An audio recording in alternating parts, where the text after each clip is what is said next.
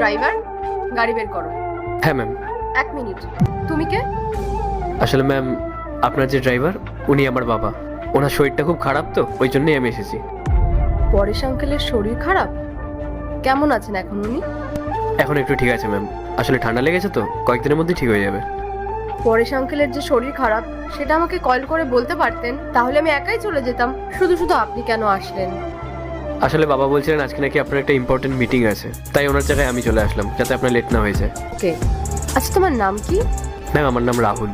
তুমি তখন থেকে আমাকে ম্যাম ম্যাম বলে ডেকে যাচ্ছ, আমার এটা একদম ভালো লাগছে না। আমরা দুজন একই বয়সী, তুমি আমার নাম ধরে ডাকতে পারো।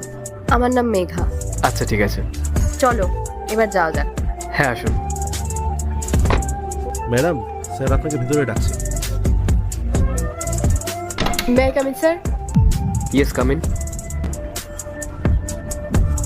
বসো বসো।